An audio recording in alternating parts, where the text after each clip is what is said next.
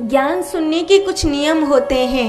एक, कभी भी सुनाने वाले से ऊपर बैठकर नहीं सुनना चाहिए। दूसरा, सुनाने वाली की पीठ पीछे बैठकर नहीं सुनना चाहिए।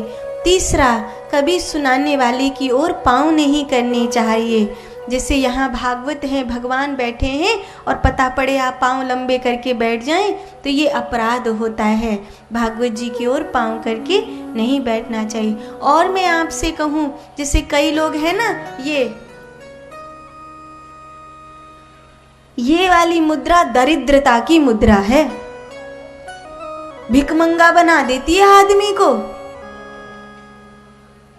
कुछ भी नहीं छोड़ती उसके पास। और कथा में तो भूल कर भी इस मुद्रा में नहीं बैठना चाहिए। आलती पालती लगा करके बैठो।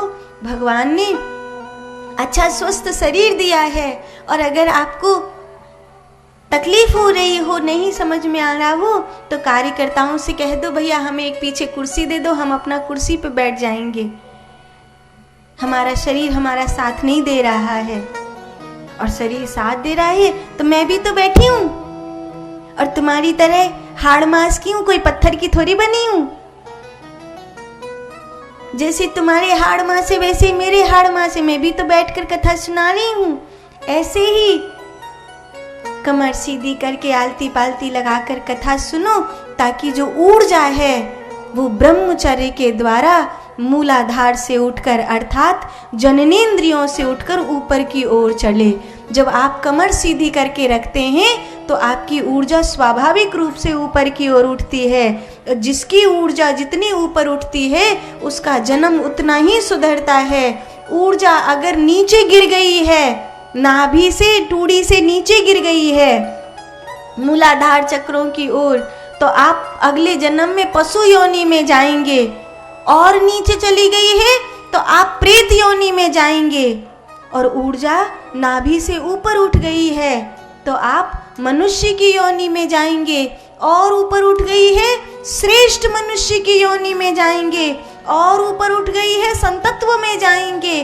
और ऊपर उठ गई है तो आप देखते देखते इस संसार से मुक्त हो जाएंगे।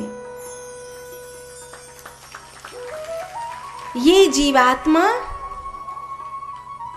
जब ऊर्जा नीचे गिरती है तो प्रेतात्मा हो जाती है, और यही जीवात्मा जब ऊर्जा ऊपर उठती है तो परमात्मा हो जाती है। यही जीवात्मा।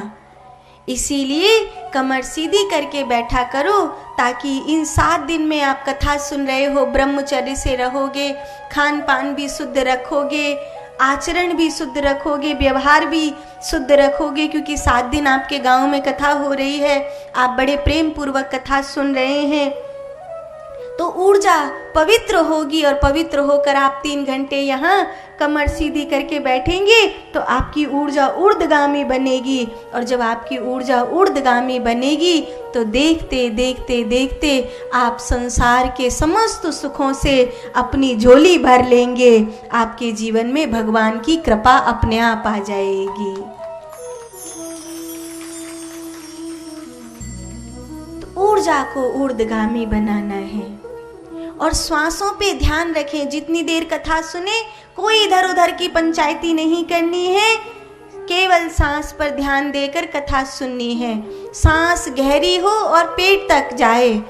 जैसे छोटे बच्चे का सांस जाती है ना, पेट फूलता है पिचकता है, फूलता है पिचकता है, बस ऐसे ही पेट जब कथा सुनो तो सांस पेट तक जाए, पेट फूले, सांस बाहर आए, पेट पिचके, बस सांस पे ध्यान देते हुए कथा सुनो।